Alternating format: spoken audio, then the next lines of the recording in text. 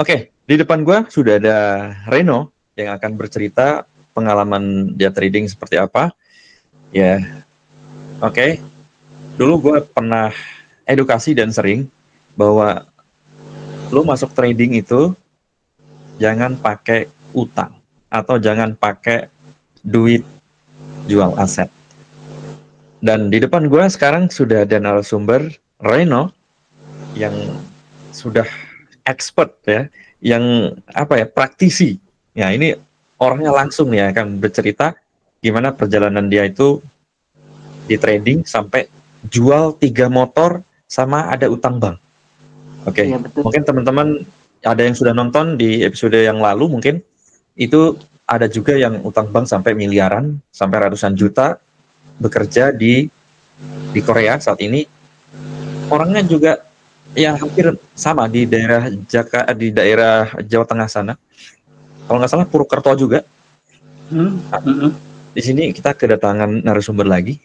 Silakan, Reno, coba perkenalkan diri ya. Nama, dari mana, terus latar belakangnya apa nih? Selamat siang, saya Reno, saya dari Purwokerto. Kebetulan latar belakang saya sebelum trading itu, saya itu sebelumnya pernah kerja di hotel. Dan saya mengenal trading itu waktu 2021, Bang. Jadi waktu itu pas lagi panas-panasnya baru-barunya perang Ukraina Rusia. 2021 ya? Iya, jadi pas COVID saat itu saya di PHK massal kan ya, dapat PHK massal, cuman dapat pesangon sampai 3 bulan, habis itu nggak ada pemasukan lagi. Terus tiba-tiba kebetulan pacar saya sendiri yang pertama kali mulai trading. Pacar sendiri mulai trading? Iya, dikenalin sama temennya gitu. Jadi terus saya disuruh coba. Mic-nya coba lebih dekat sedikit. Oke, bagus. Jadi waktu itu saya disuruh pacar saya sendiri buat coba kamu trading gitu. Trading apa sih gitu. Saya coba pertama kali saya trading itu per Nasdaq langsung, Pak. Susah sekali gitu. Iya, langsung Nasdaq. Waktu itu saya coba-coba demo dulu. Oh, ternyata kayak gini ya tradingnya. Terus dikasih tahu, ini Nasdaq terlalu high risk gitu. Terus 2 hari atau 3 hari, terus saya coba langsung deposit langsung, Pak. Langsung trading gold. Nah, itu kan saya kan juga nggak mau asal-asalan masuk. Saya coba pertama itu coba lihat video YouTube yang orang-orang trading. Terus saya pertama coba cek analisanya. Itu kebetulan video analisanya setiap upload itu hari Sabtu, Pak. Jadi analisa buat hari Senin minggu depannya. Nah, awal-awal saya trading itu setelah subuh itu saya bangun, coba buka posisi. Kebetulan pas saat itu kayaknya kalau nggak salah harga itu di 2040-an itu kayaknya awal-awal ATH Ukraina itu, Pak. Nah, saya pertama kali depo $100, saya kan nggak tahu lot kecil lot besar ya, Pak ya. Terus? Nah, saya itu pakai lot berapa itu waktu itu? 0,25 $100. 0,25 $100, tapi kebetulan langsung profit, Pak. Wah, langsung profit 125 pip. Terus perasaannya gimana? Kok gampang ya gitu? Gampang banget deh. Gampang banget ternyata cari duit di sini gitu. Itu kalau nggak salah $270 profitnya pas itu. Banyak. Nah, setelah itu ternyata dengan saya lihat analisanya orang ini bisa ya buat ngacu mungkin open posisinya gitu. Nah, minggu depannya kalau nggak salah saya coba lagi kayak gitu. Saya kan belum berani tiap hari trading, Pak. Iya. Saya belum berani trading sendiri, saya bingung. Terus coba lagi minggu depannya keseret Pak, langsung MC. Lotnya gimana waktu itu? Masih 0,25? Masih 0,025. 0,25. Okay. Terus habis itu saya ada terus karena mungkin nggak tahu kenapa sering buka YouTube yang berhubungan dengan trading itu, nggak tahu kenapa ada banyak iklan Pak, VIP ini dulu kan masih banyak itu Pak yang Telegram. Telegram VIP ini. Dapat sinyal. Yeah. Dan saat itu saya lumayan grow Pak sebenarnya Pak. Di tahun pertama ya, dan tahun pertama 2021 ya? Iya, 2001 ke 2022 itu sebenarnya saya lumayan grow. Lumayan grow. Saya turunin lotnya jadi 0,05, tapi modalnya saya naikkan jadi berapa ya, sekitar 500 sampai 10 juta, kurang lebih saat itu $600 Pak. Iya. $600, grow sampai akhirnya saya MC lagi, terus saya beraniin buat pinjem bank. Pertama nggak pinjem dulu. Pinjem dulu. Nah, itu yang trigger pikiranmu itu yang sampai berani pinjam BRI Bank itu apa? Karena ada keyakinan bahwa wah, saya pernah menang nih. Iya Pak, bisa nih gitu. Karena selama ini yang saya lakuin itu gimana ya, masih dalam ekspektasi lah. Iya. Nah, kebetulan kan dulu saya pinjam, jadi saya itu dulu itu pas pakai uang modal lumayan besar itu nggak pakai stop loss Pak. Nggak pakai stop loss. Nah, jadi kalau nggak salah saya masih ingat itu setelah perang Ukraina Rusia itu gold itu sempat turun kan sampai 1.600-an kalau nggak salah. Sempat turun. Itu di akhir itu 2022 atau dari akhir 2021 kalau nggak salah. Yeah. Nah itu saya itu pas setiap turun buy di 1.800-an sampai 1.600-an nggak kuat Pak. Gitu. Jadi, nah, semakin turun buy, jadi berharapnya akan naik gitu. Nah iya, ternyata udah 1.600 mentok itu, kalau nggak salah mentok itu di 16.17 atau 16.15, uang saya udah nggak kuat gitu. Nah jadi saya itu mulai jual motor, jual 3 motor. Sebenarnya sih nggak banyak banget sih Pak. Kalau di total ya, kalau rugi itu sekitar 60 sampai 80 juta. 60 sampai 80 juta. Iya. Iya. Itu gara-gara nggak disiplin dan terlalu percaya sinyal gratis gitu Pak. Jadi percaya banget sama signal gratis yang di Telegram itu, tapi justru itu menyebabkan jadi rungkat gitu ya. Jadi yang bikin rungkat itu sebenarnya pas saya profit itu mungkin saya pasangnya cuma 0,05 gitu Pak, cuma 0,05, dan itu profit. Tapi ketika ketika floating merah, saya kadang itu saya tambahin karena yakin mungkin naik. Tambah layer gitu. Iya, jadi saya sebenarnya di awal itu pikirannya udah 0,5 hilang ya udah gitu lah. Tapi kadang itu ada di sini godaan gitu. Ini mesti naik, ini pasti naik. Jadi layering. Tambah turun gitu. Iya, tambah dalam. Sampai itu udah gitu. Sampai akhirnya saya benar-benar habis-habisan, terus bingung buat cicilan gitu kan. Akhirnya saya juga di umur saya sekarang ini udah susah nyari kerjaan kan Pak ya. Gue ngambil kesimpulan metodenya adalah support resisten dicampur sama averaging berarti ya. Misalnya kan buy di support nih. Kalau turun dikit buy lagi.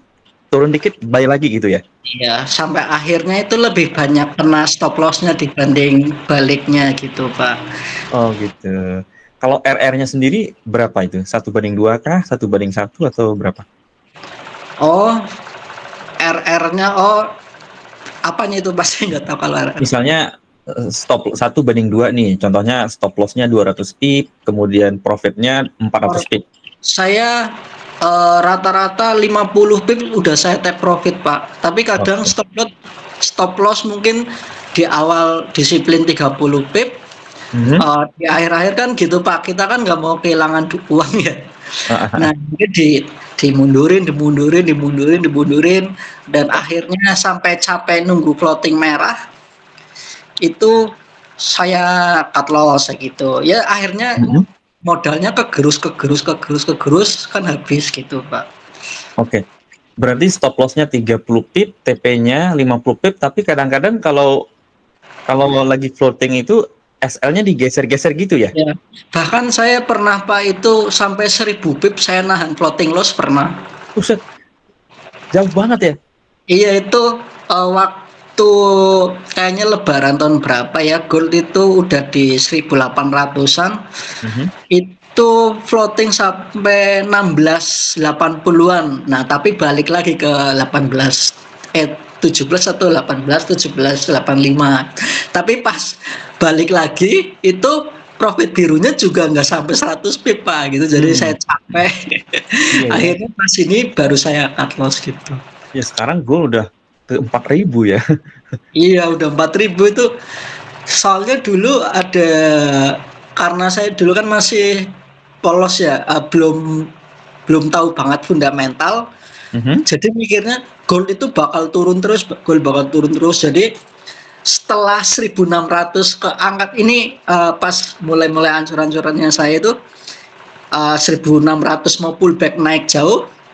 Nah, itu saya pikirannya udah cari sell terus, Pak. Jadi setelah keseret buy ke bawah, nah habis itu keseret sell ke atas gitu. Nah, itu udah habis-habisan, itu udah hancur. Udah jarang trading juga gitu. Oke. Saat ini masih trading? Masih. Oh, masih. Oke, nanti kita bahas yang masih tradingnya. Saya pengen ulik dulu yang lama-lama nih seperti apa. Oke, jadi apa yang sebenarnya yang ke-trigger tuh berani banget jual aset sama utang bank? Apakah memang mindsetnya itu ada perasaan selain yakin bisa karena udah merasa bisa? Apakah ada perasaan saya baru selesai kerja nih, nggak ada pekerjaan lagi? Apakah ada pengen biar cepat kaya gitu atau cepat dapat duit gitu? Ya, salah satunya cepat kaya, Pak. Terus jadi di waktu itu saya gimana ya, kayak terlena gitu buat malas nyari kerja lagi gara-gara trading juga, Pak. Dan agak susah juga ya waktu COVID itu, kerjaan juga agak langka ya.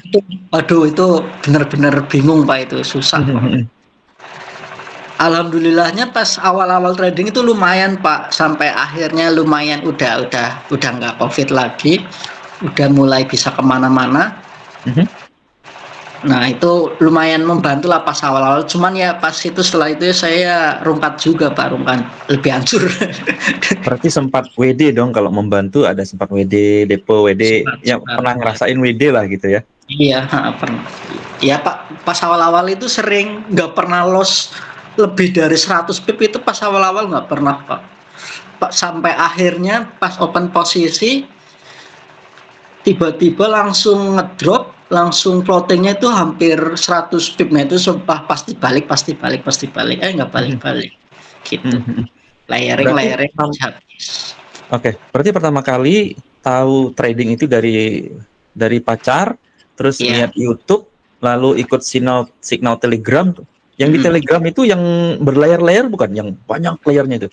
Iya, jadi misal open di posisi 2000, harga 2000, itu stop loss-nya mungkin paling jauh 80 pip, Pak. Ya. Nah, itu si akun Telegramnya setiap turun 10 pip suruh layering. Iya, Pak. Setiap turun ya, walaupun layering lagi gitu. Walaupun saya pernah layering gitu, ujung-ujungnya balik, tapi kan nggak semua orang punya mental kuat. hold gitu ya Pak.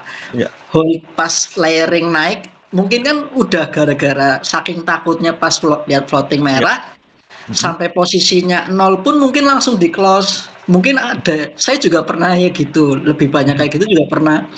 Tapi kan pas pas lagi floating tiba-tiba turun terus nggak balik ke 0 kan banyak juga yang nggak mau cut loss gitu. Iya, Itu yang salah satunya yang itu saya juga pernah gitu, jadi habis gitu langsung gitu juga pernah. Iya, dan resikonya juga nggak terkontrol ya bro ya. Misalnya kan turun 10 pip kan tadi bilang, dan gue juga pernah lihat sih mereka itu emang benar turun 10 pip buy lagi, turun 10 pip buy lagi. Berarti resikonya nggak terkontrol, misalnya 1%, 2% dari modal kita nggak ada begitu ya. Mungkin awalnya posisi cuman satu layer doang, mungkin kalau misal $1.000 0,010 resiko hilangnya cuma $80. Nanti kita berubah pikir layer lagi sampai sampai M situ dalam 100 pip doang gitu Pak. Oke. Dari sini gue mau kasih edukasi sedikit. Jadi kalau layering itu, jadi sambil gue kasih edukasi, layering banyak itu pasti habis.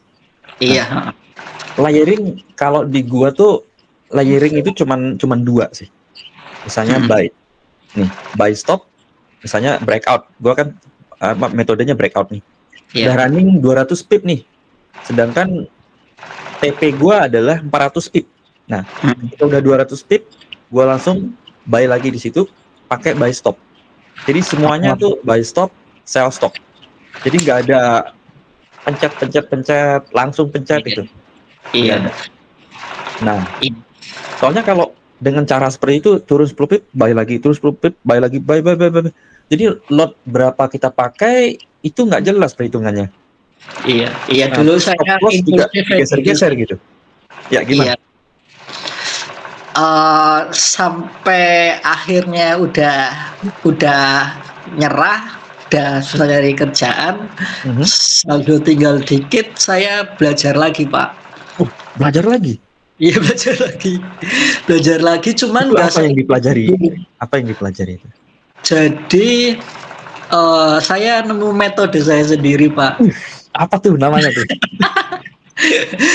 Jadi saya sekarang itu udah nggak tiap hari trading, paling seminggu sebulan paling 4 kali atau nggak sampai 10 kali trading. Berarti udah swing trade sekarang?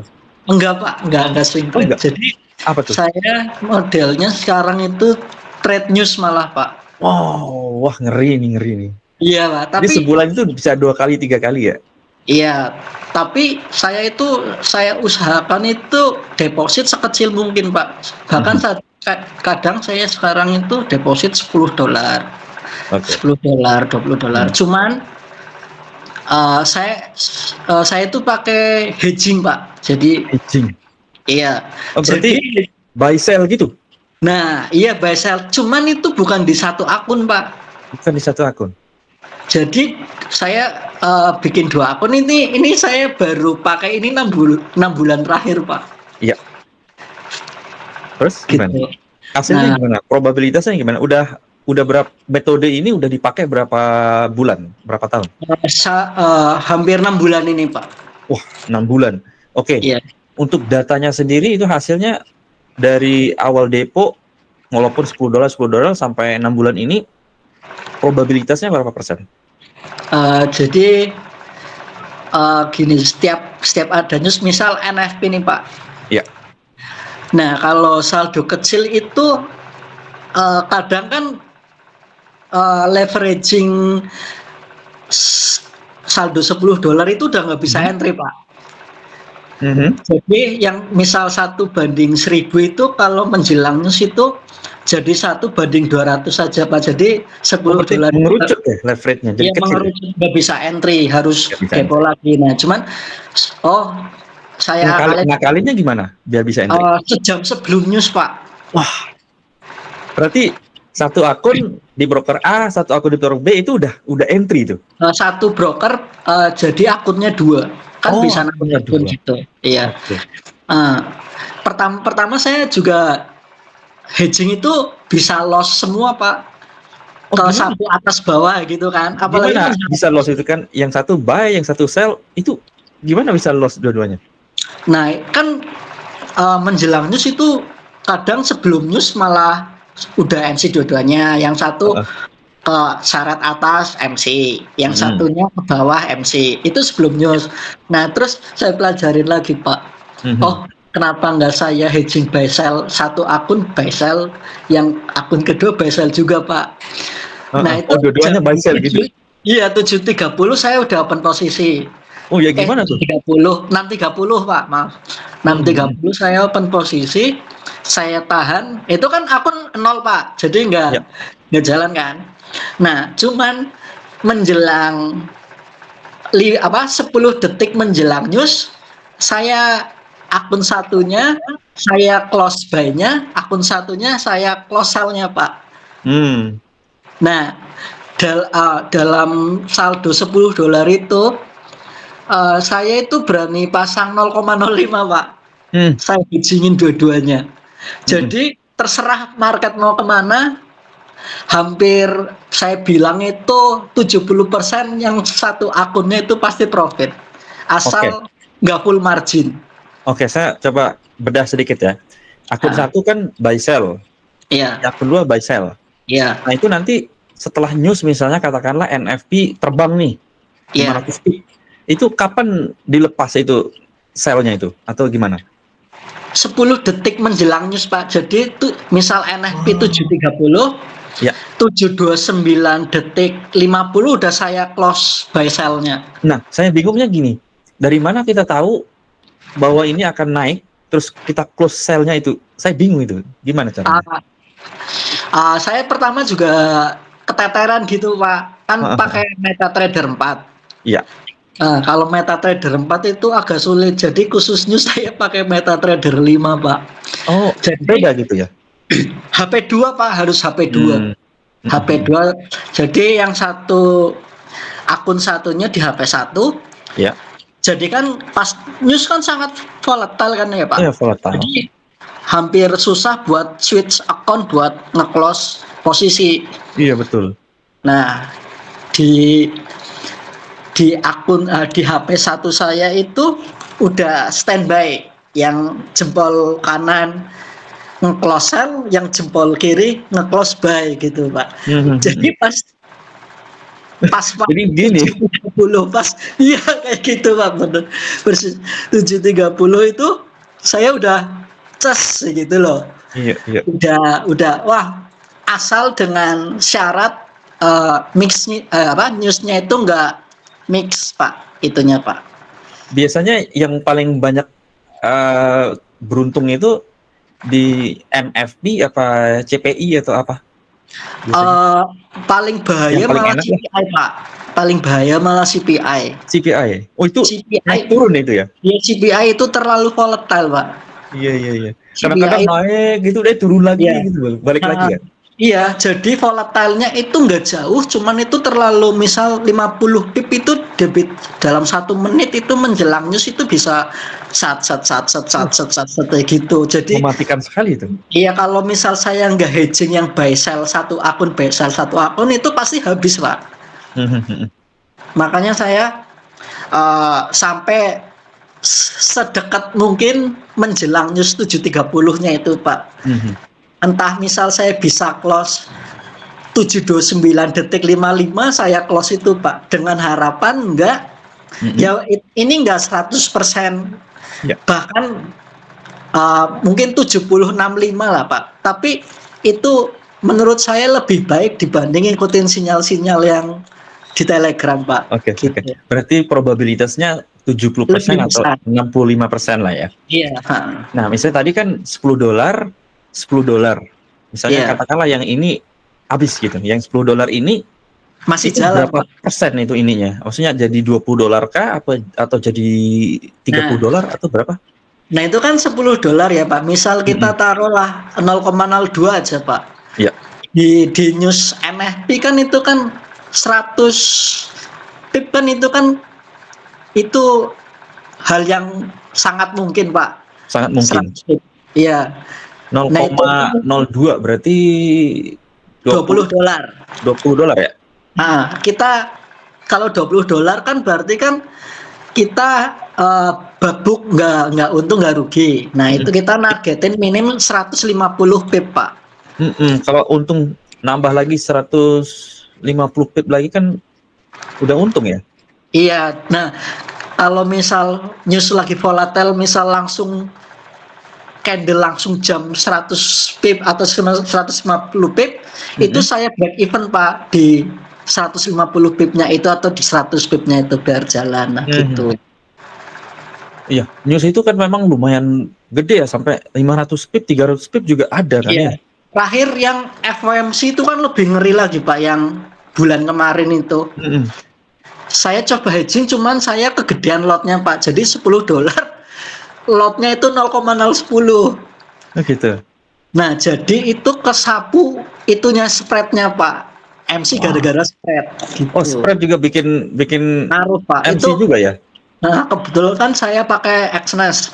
10 detik menjelang news itu pasti minimal kan, kalau saya pakai akun standar itu spreadnya 2 pips.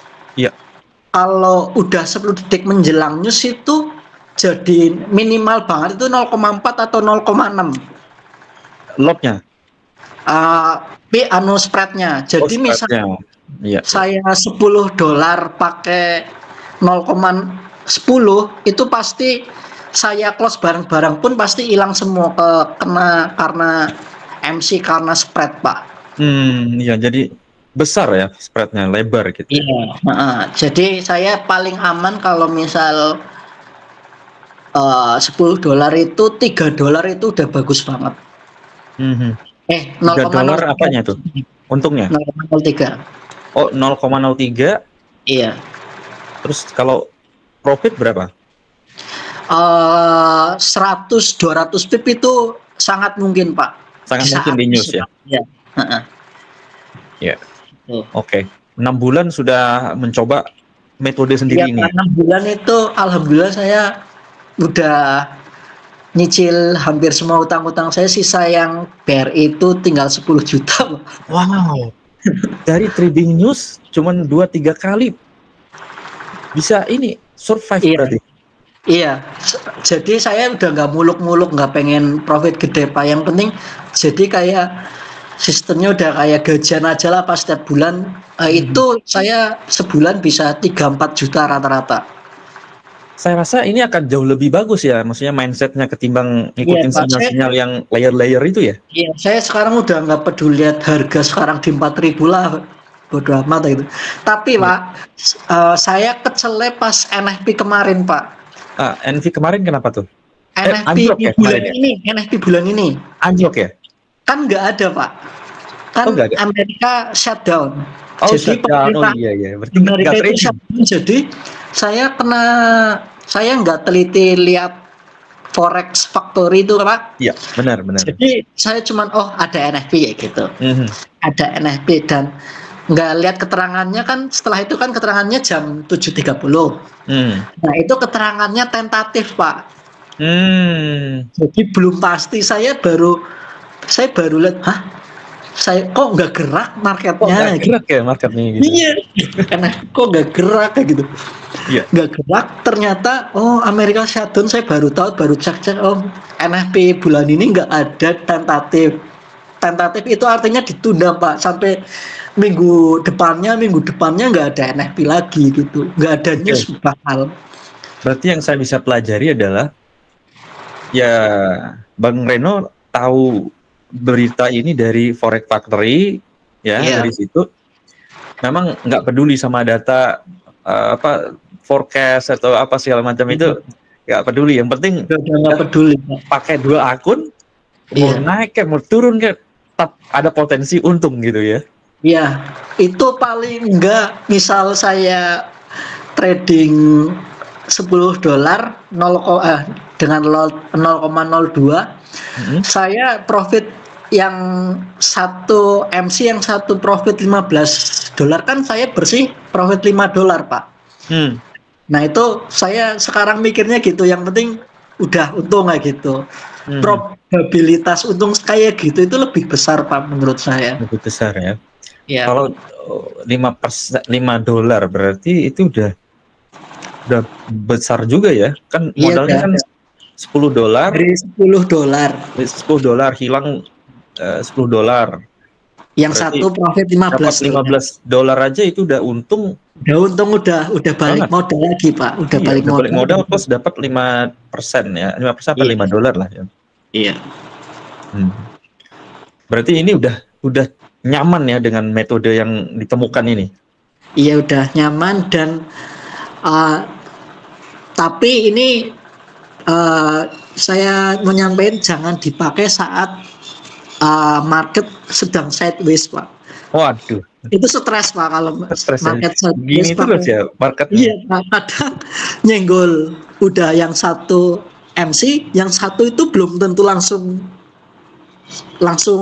turun atau langsung naik Pak gitu. Berarti memang metodenya Bang Reno ini cocoknya di news ya, news CPI, FMC sama NFP ya. Iya. Itu. Nah, ini memang nggak bisa dilakukan oleh orang sembarangan, memang harus diuji dulu berarti ya. Iya, saya juga awal-awal juga nggak langsung paham, nggak langsung harus kayak gini. Saya pertama juga rugi dulu Pak. Kok hedging bisa rugi dua-duanya gitu Pak. Jadi bisa rugi dua-duanya, bisa rugi salah satunya berarti gitu ya. Gitu Pak. Nah, kalau rugi dua-duanya itu yang tadi yang gimana tuh yang itu ke samber dua-duanya Pak. Buy sell-nya ke samber MC dua-duanya. Dua-duanya ke samber. Iya. Naik turun kayak gitu. Berarti nunggu di news berikutnya berarti itu ya kalau udah. Iya, itu. Ya dengan kehilangan $10-20 daripada kita depo $1.000 nunggu floating lama-lama, mending kayak gitu Pak saya Pak. Stres kalau misal floating lama. Oke, ada yang menarik nih. Waktu jual motor nih, kan itu kan ada 3 motor waktu itu. Iya. Ketika motornya Bang Reno itu keluar dari rumah, terus rasanya seperti apa? Apakah bangga, wah ini modal gua gede nih, atau ada merasa takut, atau memang kosong aja gitu, apa gimana? Habis itu saya bisa nih balikin loss yang kemarin. Berarti bangga berapi-api gitu, wah ini modal gede nih gitu. Iya, udah, wis UTW kaya lah mikirnya. Gitu. Oh cepet, ini pokoknya bentar lagi nih jadi kaya ini gitu ya. Iya, dulu bahkan saya saking bodohnya itu $500 lot bisa 0,50 gitu Pak. 0,50 hampir 1. Dan itu saya itu hoki doang itu Pak bisa ini 0,50 floatingnya lama kan itu 0,50 10 pip udah $50 tuh Pak. Iya, gede banget. Nah, itu saya langsung close itu Pak. Saya itu secara psikologi inilah masih payah lah gitu. Jadi jadi gerasa gerusuk kayak gitu Pak. Jadi lihat biru dikit close kayak gitu. Padahal pas lihat floatingnya ditahan-tahan, tapi saya pas itu cuma hoki lah bisa balik gitu-gitu. Iya. Waktu ikut signal yang di Telegram yang layering itu MC depo kayak gitu-gitu. Apa yang dirasakan waktu itu? Perasaan marah atau apa atau bingung atau gimana yang dirasain? Marah ke yang ngasih sinyal nggak bisa Pak. Terus yang ngerasa gimana ya? Bodoh aja gitu kok mau depo sampai nggak mau trading lagi, nyari kerja susah, akhirnya balik ke trading lagi gitu. Tapi belajar dia sampai balik trading lagi itu udah nggak berani lot besar Pak. Sampai yang mulai cuman kayak mini management yang ikut sinyal tapi cuma 0,01 gitu.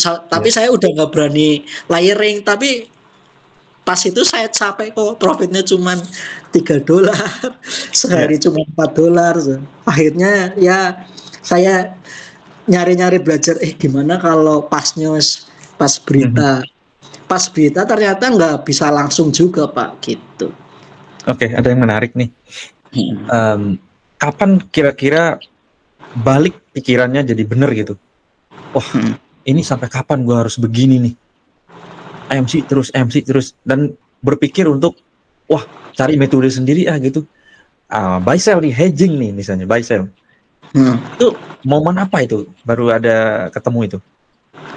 Kebetulan saya kan itu Pak, pas lagi rame-ramenya berita yang full margin itu Pak. Itu saya muncul ide itu Pak sebenarnya Pak. Full margin itu rame kan belum lama ya, baru-baru ini kan. Ya 8 bulan lalu lah kayaknya, itu yang di podcastnya Astronaci kayaknya, itu yang Papir Challenges itu kayaknya 8 bulan yang lalu Pak. Nah itu dia full margin satu posisi gitu kan. Gimana kalau misal langsung turun kan habis sinyal gitu Pak. Sedangkan kan dia kan modal banyak gitu. Dia kan bisa depo lagi. Kalau yang orang kayak saya kan nggak bisa depo lagi kalau ikut full margin Pak. Nah mungkin gimana kalau 2 posisi gitu Pak. Oh iya juga ya gitu. Nah itu saya pertama coba. Ada ide itu berarti? Iya Pak, gitu. Gitu. Dan itu berhasil dan bikin lebih nyaman sekarang ya? Iya, itu lebih nggak bikin stres lah. Dulu pernah sampai ngamuk banting laptop lah, mukul. Banting laptop? Iya, laptop, wah. HP dibanting juga. Nyesel gitu. Sampai karena segitunya. Kok trading lama-lama kok nggak pinter-pinter, nggak jago-jago gitu. Berarti apa yang gue nggak tahu di trading ini gitu.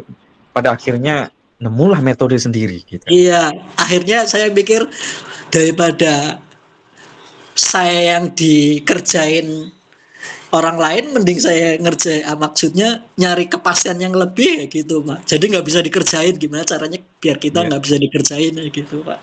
Oke, berarti dengan metode ini kalau selama 6 bulan itu kalau dihitung-hitung profitnya pasti ada yang MC dua-duanya, ada yang MC salah satunya, masih dalam kategori ada profitnya berarti ya? Ada. Belum tapi kan juga bisa lakuin itu.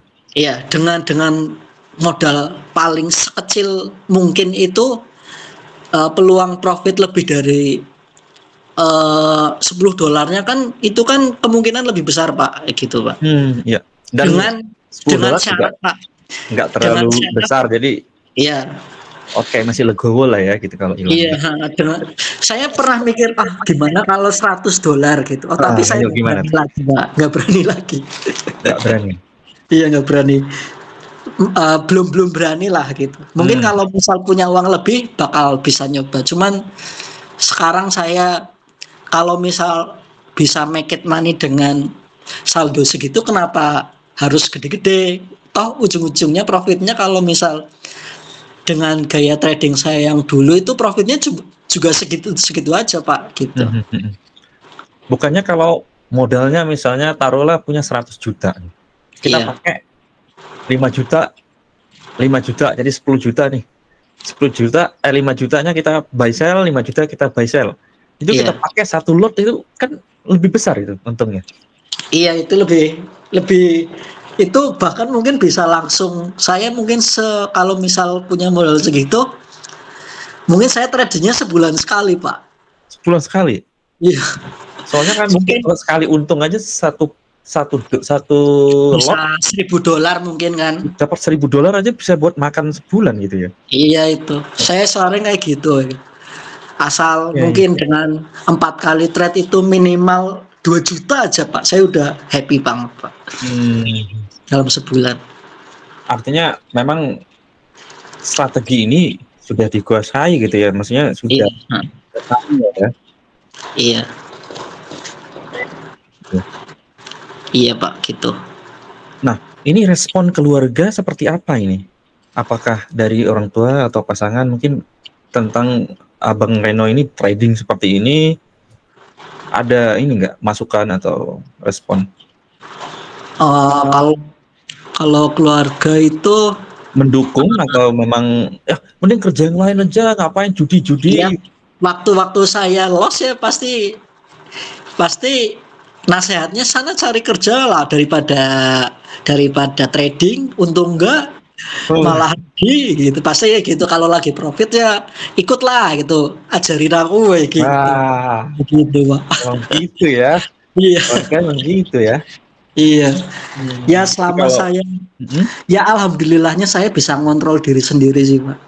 Gitu sekarang. Bisa ngontrol diri sendiri, masih belum ada plan untuk bundir gitu, nggak ada? Enggak ada. Masih sehat ya. Alhamdulillah lingkungan baik-baik ya.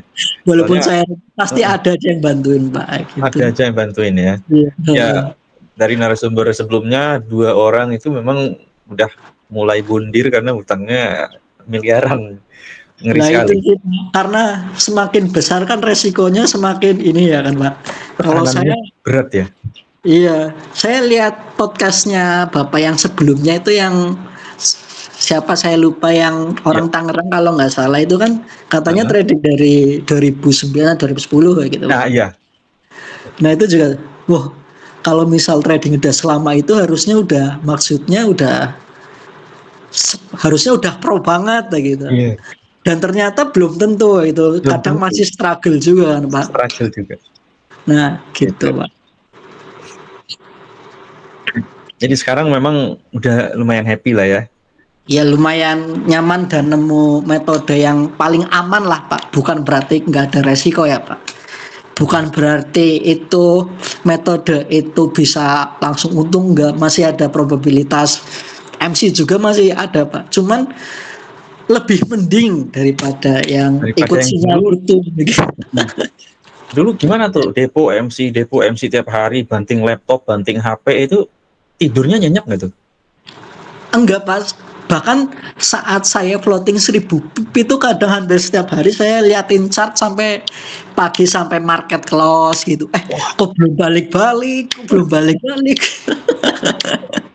gitu Pak. Udah gila, benar-benar gila. Iya, berarti udah kayak bener gila ya kalau chart terus HP terus.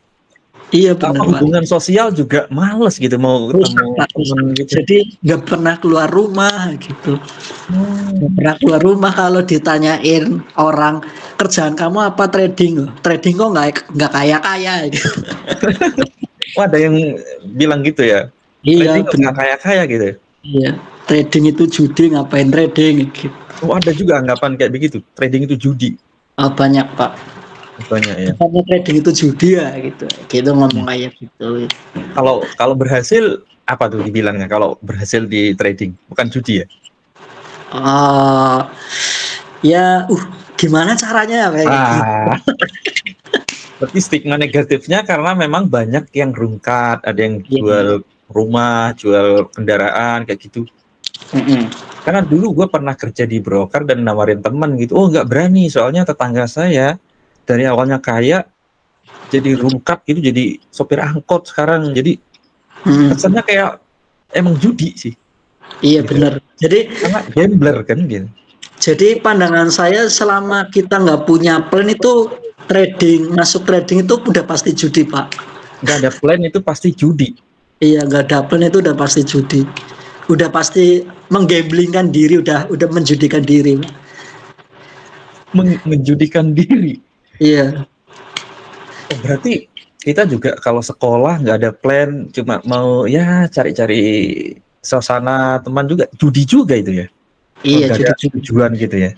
Ya beda sih Pak. Kita sekolah pun kan belum tentu dapat kerja juga kan ya Pak. Gambling juga dong itu? Iya, itu gambling juga. Cuman kan ini kan langsung di depan mata, uang kita langsung dipasang. Kalau ini udah hilang gitu loh Pak. Hilang aja. Udah hilang aja nggak. Kalau misal sekolah kan kita berjudi belum tentu kan, kita masih bisa mungkin nyari-nyari nambah skill lagi kan bisa Pak. Bisa ya. Judinya nggak terlalu high risk lah ya kalau sekolah. Iya gitu. Sebenarnya sama-sama judi sih Pak. Tanggapan Bang Reno tentang mentor-mentor yang full margin itu gimana? Saya percaya nggak percaya sih Pak. Mungkin itu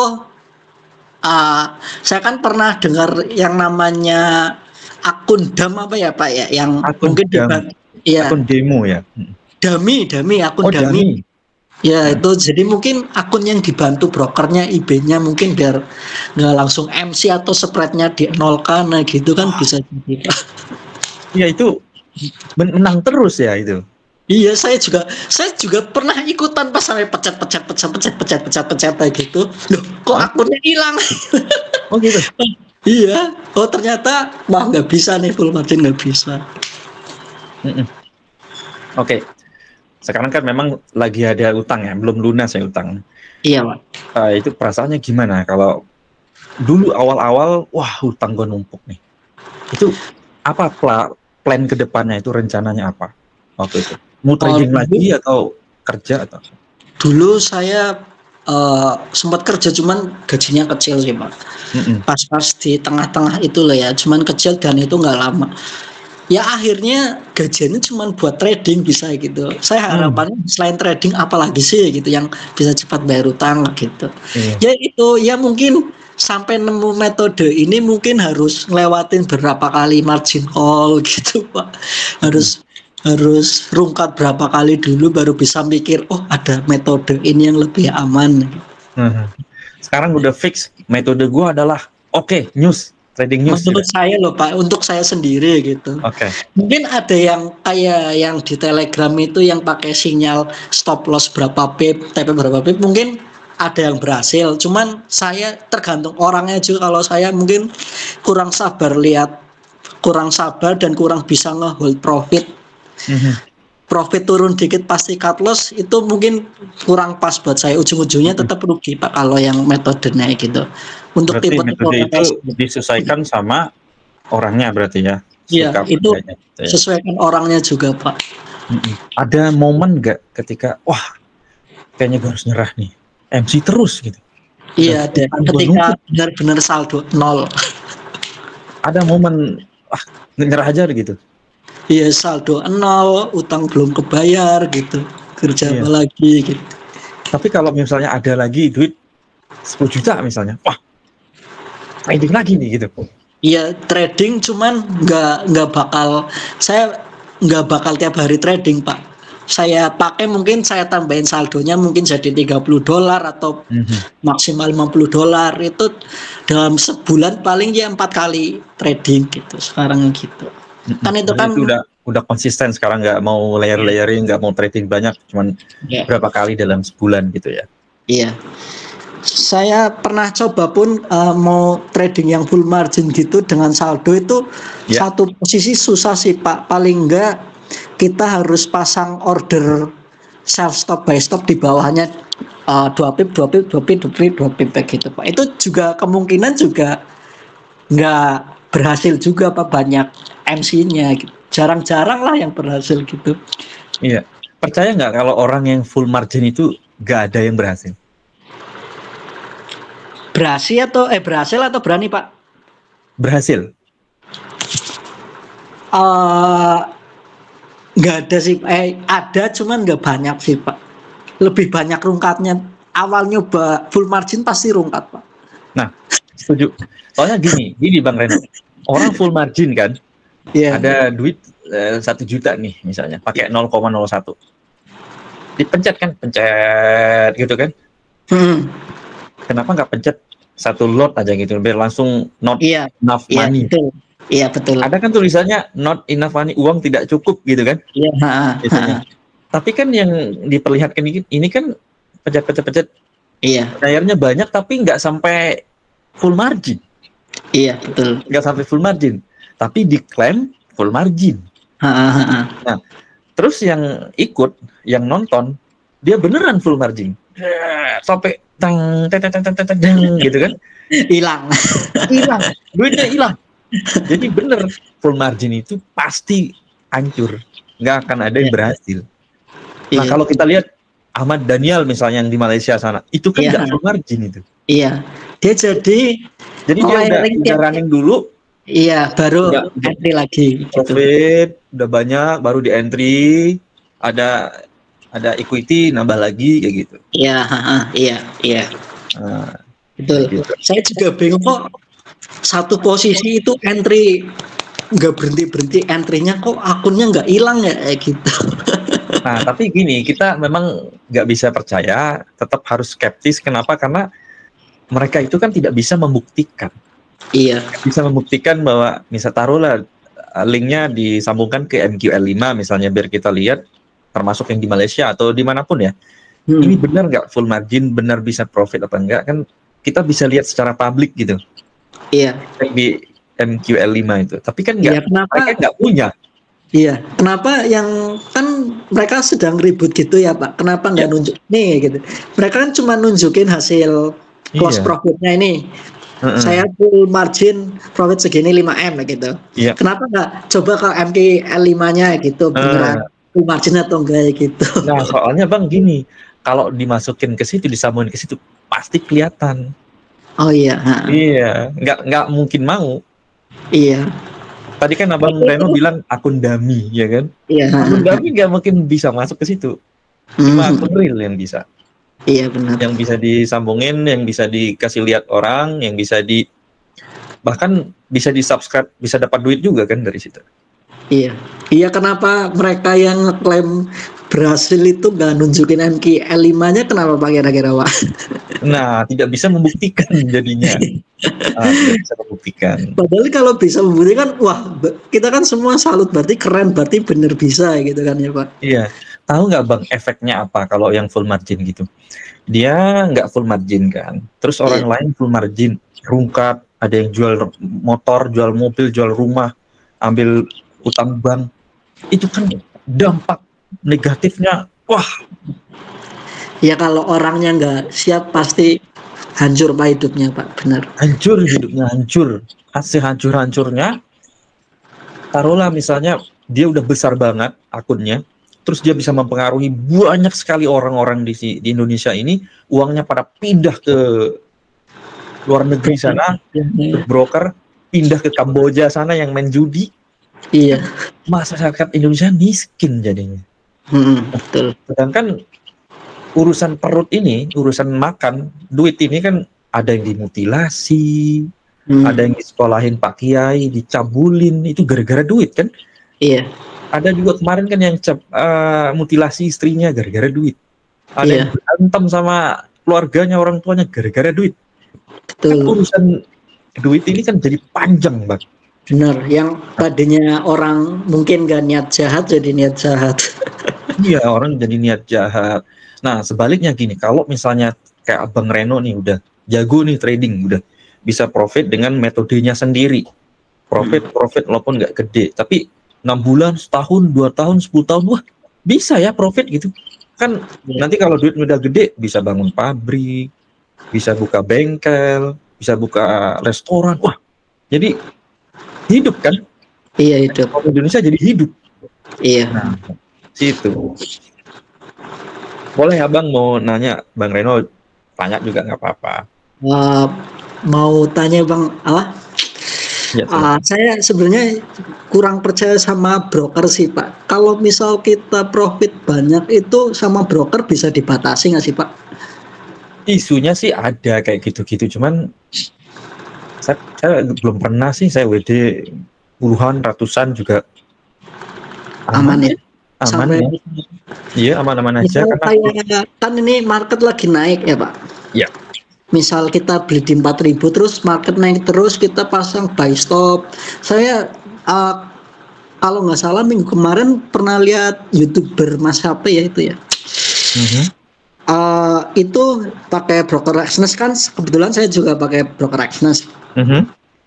Nah dia itu jadi itu layering terus setiap naik, kayak yang trader Malaysia itu yang kata Bapak setiap naik equity-nya nambah, tambah posisi. Nah itu sampai posisi keberapa itu udah nggak bisa entry lagi Pak. Udah nggak bisa entry lagi, jadi ada keterangannya gimana gitu.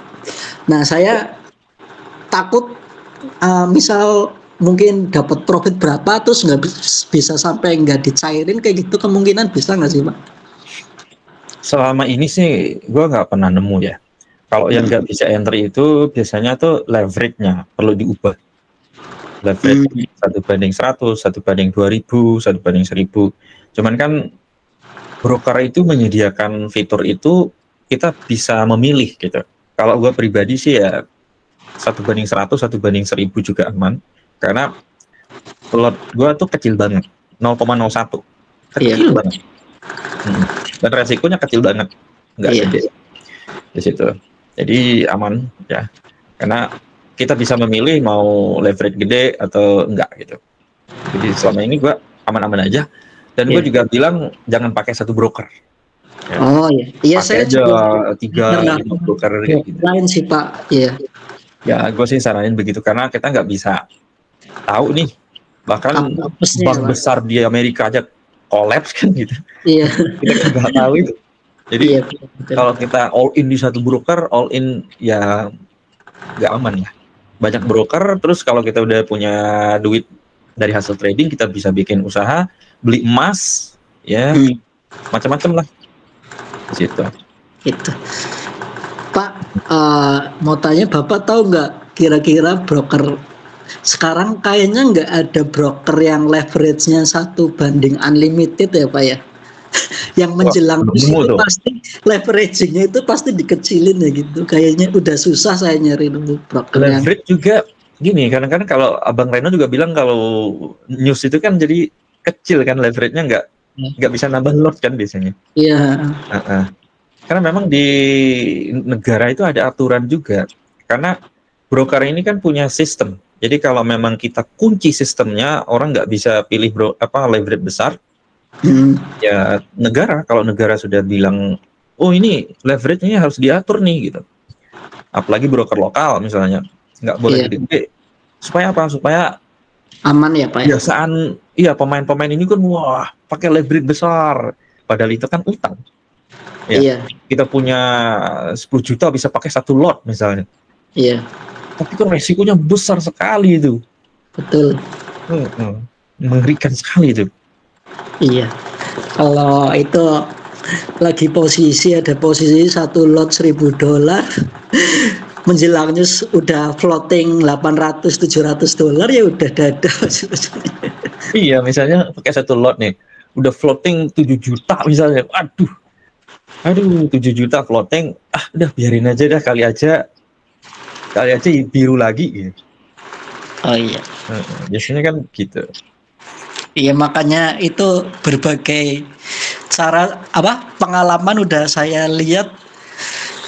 Akhirnya saya gimana caranya untung ya, mau gede mau enggak, akhirnya saya nemu gitu Pak. Jadi saya tanya tadi, tahu nggak kira-kira broker mana yang leverage-nya unlimited? Tapi kayaknya kalau yang unlimited mungkin itu broker-broker nakal doang ya Pak ya? Iya, bahaya sekali. Misalnya gini, ada broker yang menyediakan benar-benar broker unlimitednya gede banget misalnya. Unlimited misalnya. Terus nggak ada spreadnya, komisinya nggak ada, swapnya nggak ada. Tahu nggak terjadi kalau ada broker kayak gitu? Yang diambil apa? Duit kita. Iya, benar. Iya, mau makan apa brokernya kalau nggak ngambil duit kita? Iya, tapi kan nggak di PWD lancar kok, ya tinggal tunggu aja. Tiba-tiba maintenance nggak bisa WD, iya hilang, slippage atau ya macam-macam, kan nggak sehat. Saya pernah Pak ngalamin satu broker udah hilang, nggak ada lagi Pak. Jadi broker model depositnya itu transfer ke orang Pak. Wah. Jadi nggak di aplikasinya langsung, ya. Jadi adminnya ada mau depo, terus ada nomor WA, harus ngubungin nomor adminnya. Itu kayaknya dari Malaysia deh, cuman adminnya tetap orang Indonesia kayaknya. Saya dapat dari akun Telegram orang Malaysia. Jadi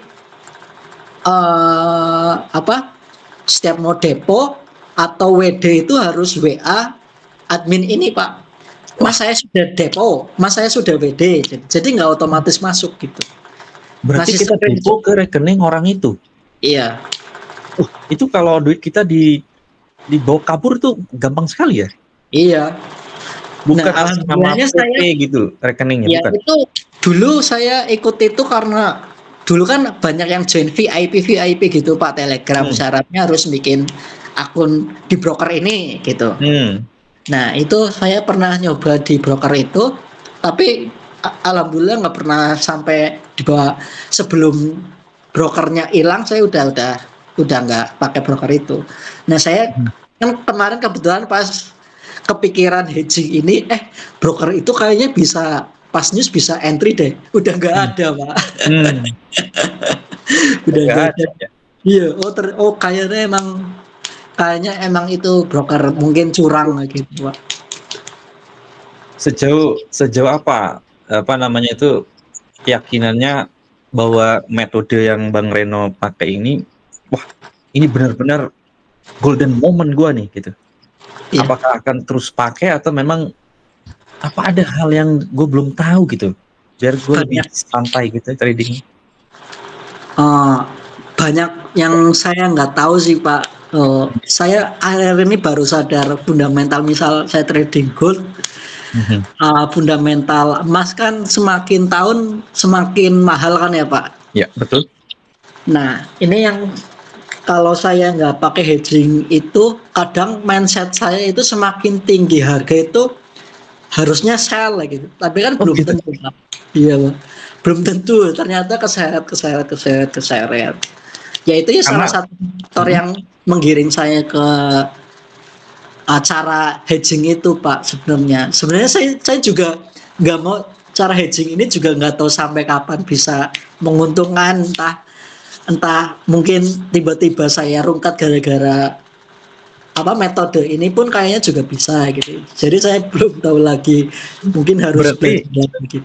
Iya berarti Bang Reno masih ada kekhawatiran ya dengan metode ini? Masih Pak, masih. Oke, tadi disinggung ini kan emas akan naik terus nih. Iya. Jadi ada kecenderungan untuk nge-sell lagi kan? Iya, semakin tinggi gitu. Kenapa semakin kita pengen udah di pucuk banget nih, sell apa ya gitu. Gak mungkin naik terus, pasti balik gitu. Iya, tapi kan kadang kan kita kan pas entry-nya bukan pas di ujungnya Pak, mungkin di tengah-tengahnya pas udah mau ujungnya MC nggak dapat gitu. Oke. Sebentar, gue boleh nge-share layar nggak? Boleh. Oke, gue izin ya. Gue share layar sebentar, biar ada nilai ininya juga. Kelihatan nggak? Oh iya, kelihatan Pak. Nah,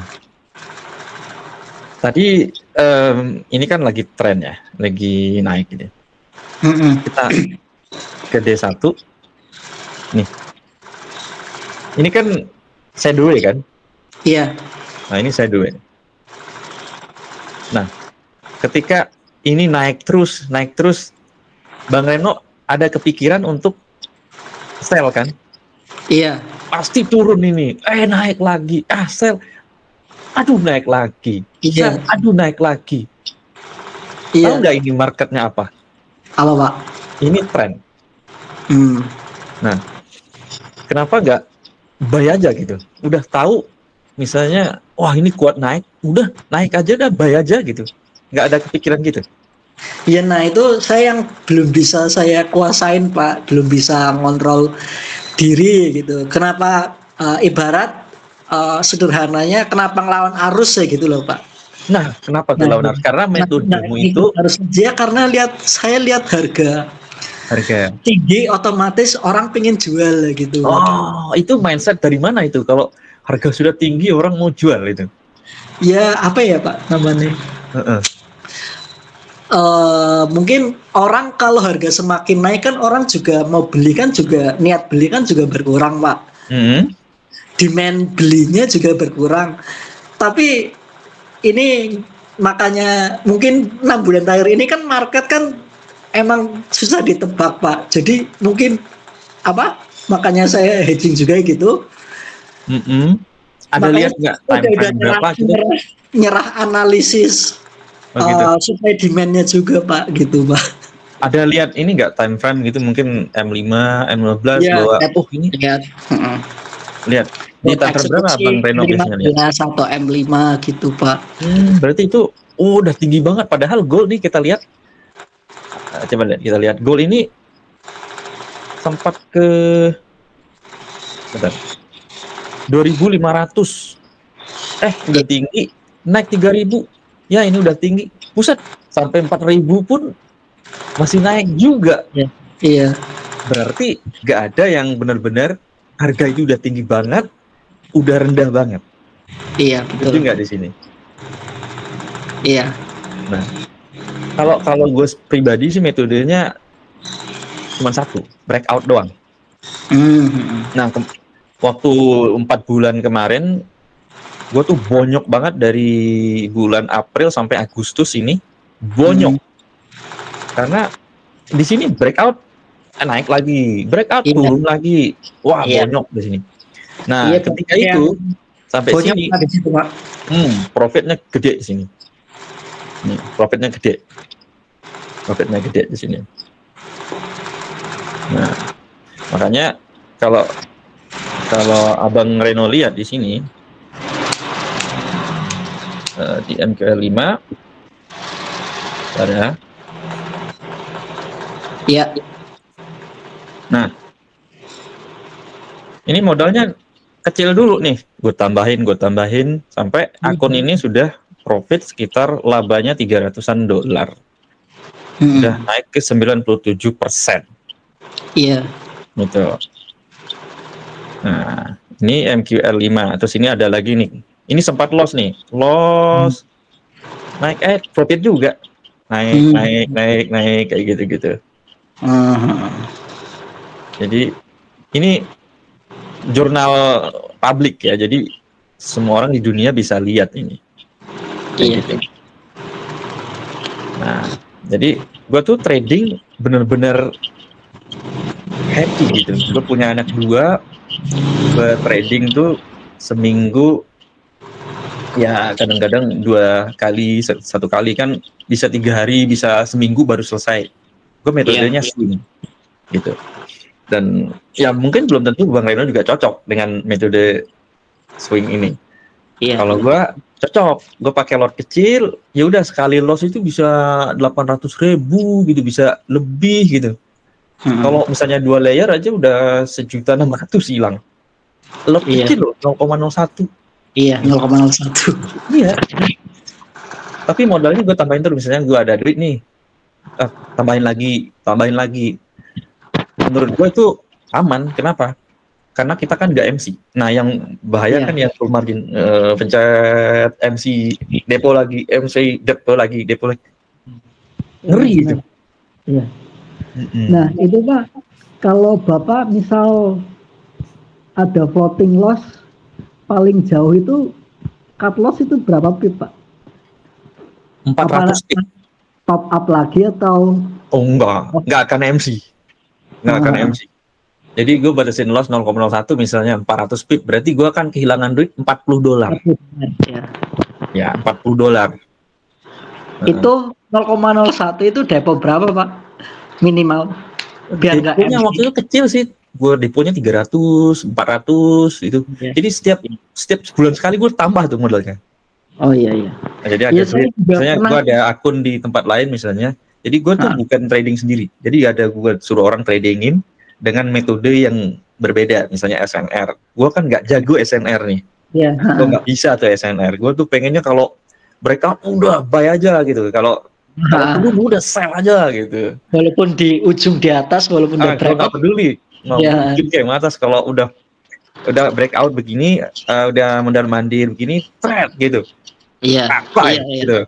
Iya benar. Nah, gitu metodenya. Ada yang orang jago, misalnya abang nih jago news nih.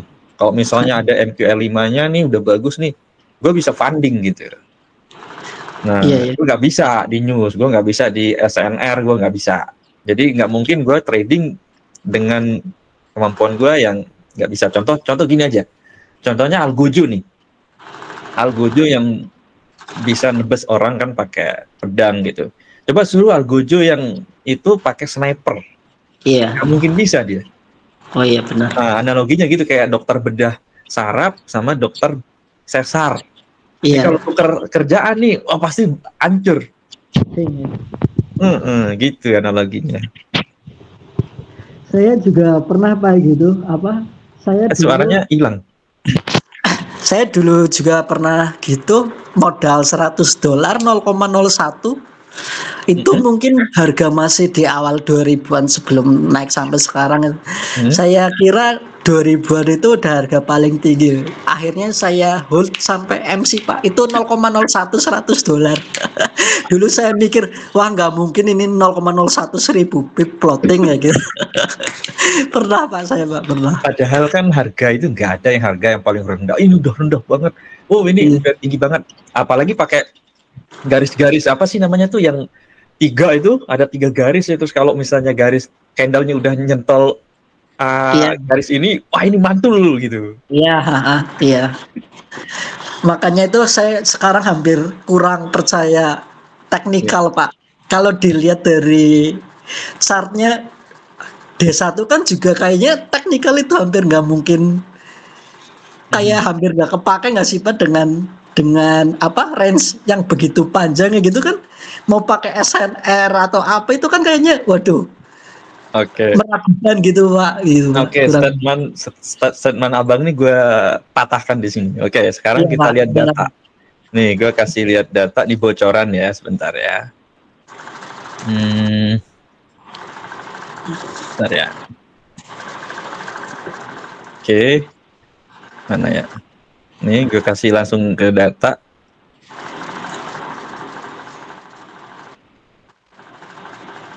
Kelihatan nggak? Kelihatan. Oke, ini adalah data ini this week ya, minggu lalu ya. Iya.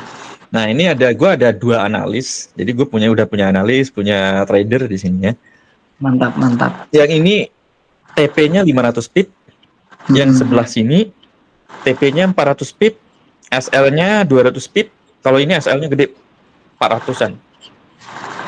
SL 400 pip, Pak. Ya, yang ini 400 pip, TP-nya 500 pip, kalau ini SL-nya 200 pip, jadi hilang $20. Ini kalau kalah bisa hilang $40. Tapi dari 2 akun ini kan akun publik ya, akun kecil gue. Nah, ini profitnya lebih besar yang ini. Ya, ini jarang banget trading. Jadi dalam seminggu ini cuma 3 kali trading. 1, 2, 3. Sedangkan ini 1, 2, 3, 4, 5. Tapi profitnya lebih besar yang ini. Iya. Nah, ini ada loss 1 nih. Tapi kedua akun ini udah grow. Nah, yang 97% tadi yang ini nih, yang dalam seminggu bisa menghasilkan $150. Ini $140. SLTP-nya jelas. TP. Jadi ini di sini nggak ada yang geser-geser SL, Bang. Nggak ada geser SL, geser-geser TP. Pokoknya kalau untung dapat $50, kalau rugi sekitar 40. Kalau ini untung dapat 40, rugi 20. Udah, nggak akan berubah itu sampai hari kiamat. Itu benar-benar stick to the plan ya Pak, benar-benar stick to the TP sama SL ya Pak ya? Iya. Jadi saya belum kuat gitu. Saya pernah stick kayak gitu, tapi cuma stick to SL-nya doang Pak. Stick to TP-nya susah. Iya, justru gue kalau scalping, gue juga ada sih scalping kadang-kadang 1-2 kali rugi malah. Iya benar. Karena 100 pip SL-nya kejilat langsung hilang. Iya betul. Nah, oke. Ada nggak abang pesan-pesan, misalnya abang kan udah lama banget ya dari 2021 terus sampai berhutang, jual aset, terus full margin udah lihat sekarang kan lagi marah kayak gini. Apa sih pesan-pesannya buat penonton kita, mungkin biar ada inilah, biar mereka nggak terlalu dalam gitu ruginya gitu kan. Kalau saran saya sih yang udah saya pernah alamin sih,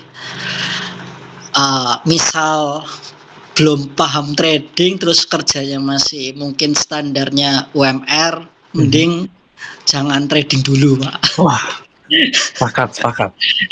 mending kerja aja Pak gitu. Iya, sepakat. Mending kerja. Soalnya gini ya, pondasi finansial aja belum beres gitu ya. Iya, tapi betul. kalau pakai trading gajinya misalnya katakanlah 3 juta atau 5 juta, dipakai trading 3 juta, sisa 2 juta. Belum lagi biaya hidup, belum lagi bensin, belum lagi ngasih orang tua atau naktir pacar apa segala macam. Udah, ini mah bukannya menyelesaikan masalah tapi tambah masalah ya Bang ya. Betul. Betul. Jadi mungkin jangan terbuai iklan-iklan orang trading itu. Belum tentu orang trading itu juga mungkin belum tentu profit juga, mungkin masih banyak lossnya juga gitu Pak. Nah, jadi jangan iya. Apalagi yang di Telegram itu kan, iya. Ya, ada nggak yang bisa membuktikan seperti saya tadi kan, MQL5-nya ada, terus hasil tradingnya, stop loss-nya sekian, RR-nya nggak pernah ngasih kan? Iya, betul. Iya, tapi kenapa orang kita percaya? Ya karena lihat biru-birunya itu Pak. Terus sama ini kali ya, sama ngelihat mobil-mobil mewah gitu. Iya.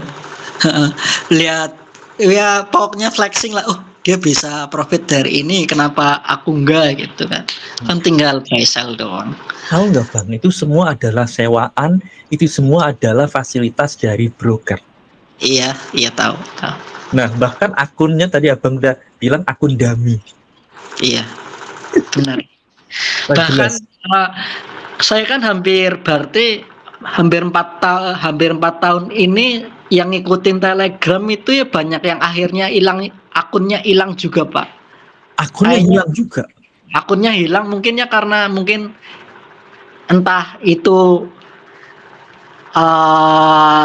MC sendiri atau emang kabur atau gimana, saya nggak tahu Pak. Maksudnya itu akun apa? Akun tradingnya, akun YouTube? Akun Telegramnya Pak yang ngasih sinyal-sinyal itu. Oh, akun channel ya, Telegram hilang. Dimintain tanggung jawab kan juga bingung kan. Misal aku loss gara-gara ikut sinyal kamu nih gitu kan susah. Oh.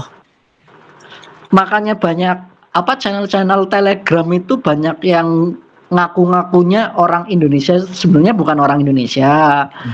Terus nggak pakai foto asli mereka gitu kan Pak. Kayak banyak. Dari situ udah kelihatan, ini mungkin niat agak kurang baik gitu. Ya. Sekarang gini Bang, informasi terbaru itu di Malaysia itu sudah dilarang orang-orang yang kayak begitu, yang kasih sinyal, yang kasih copy trade, yang nggak ada edukasinya, pokoknya yang layer itu udah nggak bolehin lagi. Makanya orang-orang Malaysia itu pindah ke Indonesia sekarang. Dan kenapa sekarang di TikTok tuh banyak sekali orang-orang Malaysia jadi mentor di sini, yang ngajarin full margin itu. Saya pernah nemuin yang benar-benar ngaku-ngakunya orang Indonesia sih, padahal orang Indonesia. Bukan orang Indonesia, orang Malaysia, karena dilarang di negaranya, pindah ke Indonesia cari mangsa lagi di sini. Iya, benar. Udah tepat sekarang Abang itu trading sendiri, walaupun ya metodenya udah punya sendiri metode itu, tapi memang kalau memang ada profitnya, udah tujuan kita trading kan profit Bang. Benar. Nah itu saya akhirnya gitu Pak. Nah ujung-ujungnya juga nyari yang biru ya gitu. Iya. Nggak nyari gaya-gayaan apa gitu. Yang penting bisa dapat mah, kenapa enggak ya gitu. Iya, kalau memang profit, ada memang yang bisa trading news, ya udah. Oke, kalau gue pribadi nggak bisa trading news, soalnya gue tuh mikirnya benar-benar by data gitu. Gimana caranya gue bisa tahu nih news ini Forex Factory, gue baca tuh beritanya, ada yang forecast lah, ada inilah. Iya. Dari mana kita tahu bahwa ini akan naik gitu? USD akan melemah segala macam, nggak tahu. Nah kalau yang Abang ini kan hedging, artinya nggak peduli sama data kan? Yang penting probabilitas aja. Gue misalnya kalah berapa, menang berapa gitu kan? Iya. Kalau ada menangnya, udah lanjut kan gitu. Iya. Selama ini enggak ini ya, saya gas aja Pak gitu. Iya, gas aja. Mungkin kalau one day misalnya beberapa bulan ke depan, misalnya Bang Reno mau diskusi lagi, wah kayaknya capek ya, Bang Jim capek nih, trading kayak gini, bisa mau diskusi lagi tentang apa, maka boleh aja. Kalau gue pribadi kan udah lihat tuh, udah kasih lihat, oke, data gue ini nih, MQL5 gue, hasil trading gue ini. Nanti kalau diskusi lagi misalnya, Bang, ini hasil trading gue nih selama 3 bulan nih, kasih lihat tuh, wah, metodenya apa nih? Ini hedging misalnya. Ada juga tuh metodenya gini, ada yang sampai beli terus ditahan lama gitu. Wah, gimana cara trading kayak gitu? Nggak kuat, nahan lama gitu. Iya, saya juga nggak kuat. Gitu. Oke, jadi sekarang apa nih kesibukannya? Trading aja atau ada bisnis? Trading aja di rumah. Kebetulan sebenarnya tahun kemarin saya udah hampir mau kerja lagi Pak, cuman ibu sakit jadi harus ditungguin gitu. Jadi mau nggak mau kerja yang di rumah, dan kerja yang di rumah ya paling trading doang sih Pak. Trading aja, oke. Iya. Lihat itu di akun lu tuh ada main band, itu bisa ya? Oh iya, dulu Ada sering basic. ngeband. Bisa ngedrum? Bisa. Pernah sekolah di apa gitu, ngedrum itu apa? Oh, enggak sih, otodidak. Otodidak? Iya, jadi cuman sering-sering kerentalan band sama temen-temen, suka musik apa terus diulik kayak gitu doang sih Pak. Oh, berarti masih jalan itu? Udah enggak. Udah lama banget ya sih Pak. Oke.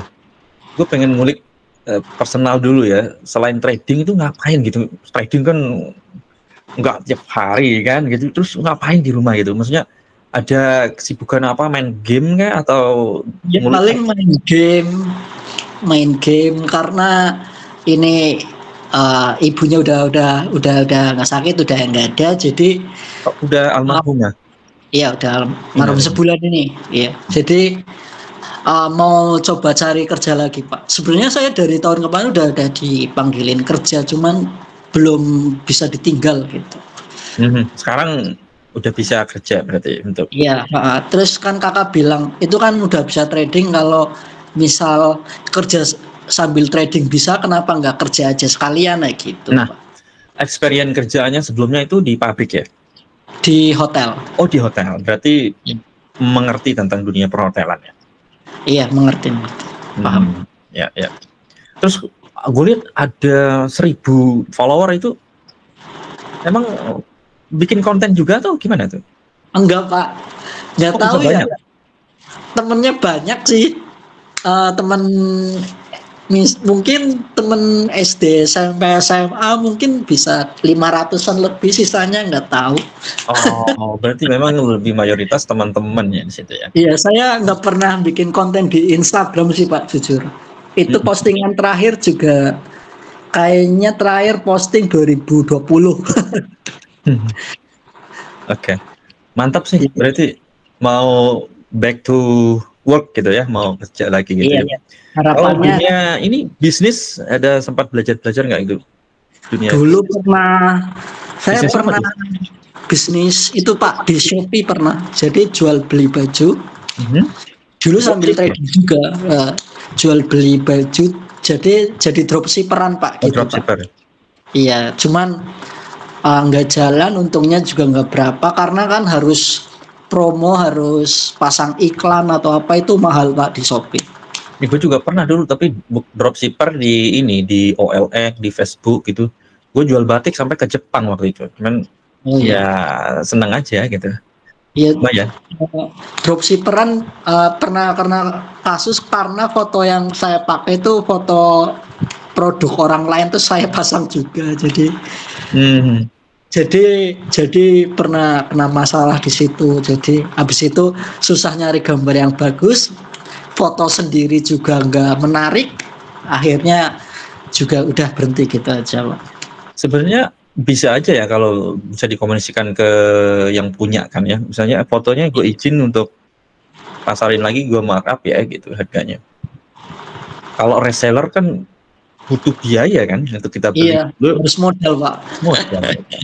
Kalau dropshipper kan kita nggak modal Pak, cuma modal akun, modal foto, nanti beli kalau sedia barangnya, kalau ada yang mau beli doang kan Pak gitu.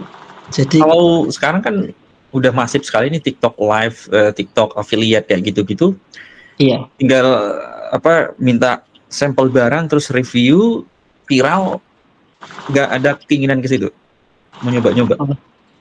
Belum pingin Pak, belum. Yang terbayangkan sekarang dulu. Pokoknya harus kerja dulu, kerja buat lunasin utang, baru gue kumpulin modal trading gitu. Iya. Terakhir nih, kalau punya 100 juta nih, udah kekumpul 100 juta, itu bakal trading hedging lagi atau benar-benar wah gue harus trading kayak bisnis nih, kayak benar-benar orang dagang nih, atau gimana? Ada keinginan itu? Gimana ya Pak? Karena saya tahu diri saya, karena saya itu terlalu impulsif kayaknya. Kayaknya itu trading sebenarnya itu cuma cocok orang yang pintar bisnis loh Pak. jadi kuat nahan. Terus gimana? Katanya mau lanjut trading? Profitnya gitu.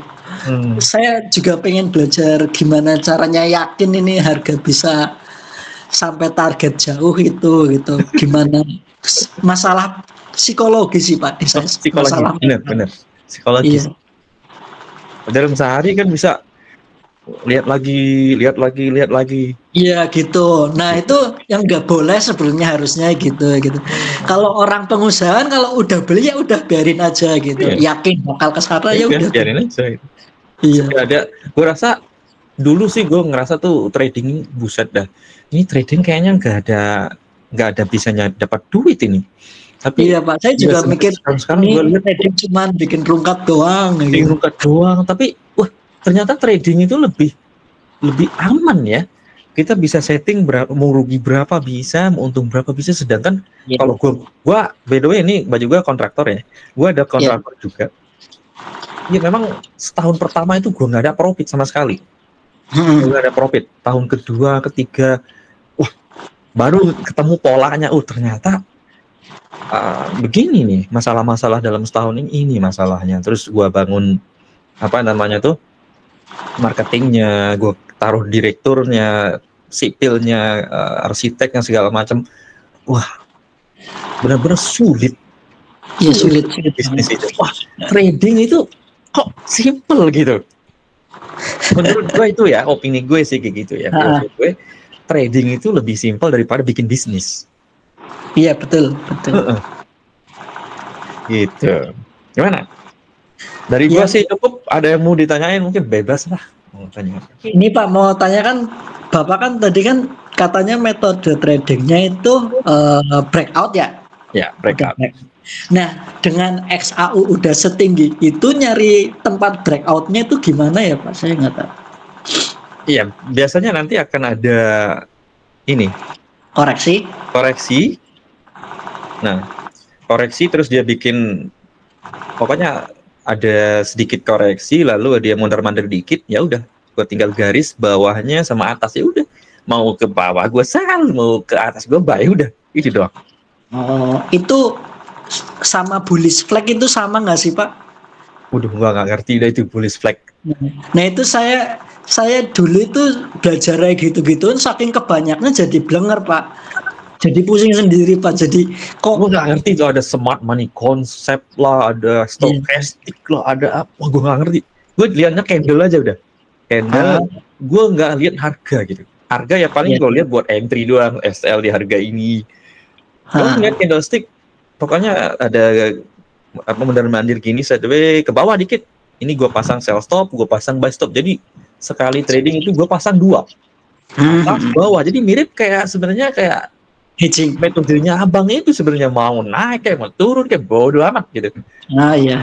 Sama sebenarnya, cuman kan ya bedanya gue pakai stop loss, take profit, ya sama aja. Gue nggak ngelihat berita, gue nggak ngelihat harga juga. Pokoknya naik kayak turun kita pasang aja buy sell gitu. Iya. Mirip.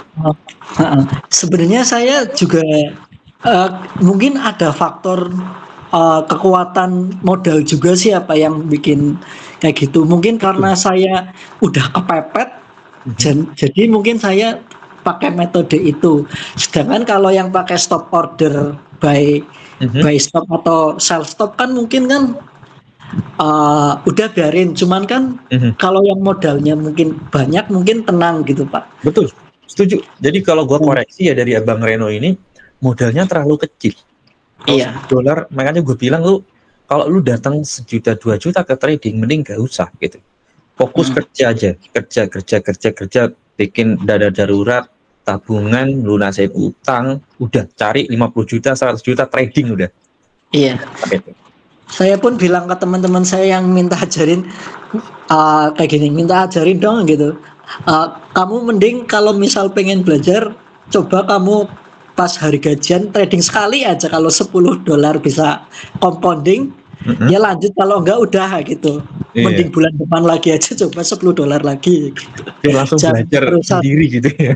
Iya. Ngerasain ya. Iya, biar ngerasain. Ntar kalau abang ngasih, oh ini buy sell gitu, kalah tuh disalahin lagi. Ya, pasti desain ini kok gimana ini kok apa malah salah arah gitu kan. Kita bingung loh. Iya. Kok salah arah, berarti kamu salah gitu. Iya. Suruhnya ngebuy. Saya dulu juga kayak gitu Pak, ikut-ikut sinyal gitu. Loh, ini kok salah gimana sih gitu-gitu. Ya pasti ada aja alasan ngelasnya pasti gitu. Selalu nyalahin sinyal, nyalahin broker, nyalahin orang, ya kan? Betul. Hal yang salah itu kita kan, ngapain mau ikut-ikutan signal Telegram gitu, ngapain pakai leverage 1/2000, padahal bisa dipilih 1/100. Iya, betul. Ngapain pakai lot gede, brokernya malah ketawa, hahaha. Enak banget, terima kasih ya gitu. Selama modal kecil bisa jadi gede, lumayan ya, kenapa enggak kalau modal besar. Iya, betul.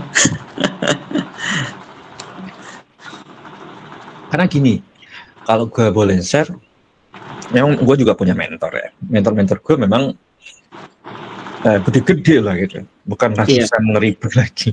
Jadi paling sedikit ya 1, 2 sampai 3 juta dolar gitu kan. Nah, lotnya bisa 20, bisa 10, bisa 30 lot gitu. Wajar, karena kalau kita hitung-hitung juga 0, sekian persen kan itu resikonya. Nah, jadi kesimpulan gue, kalau mau trading yang benar, pakai modal yang gede sekali.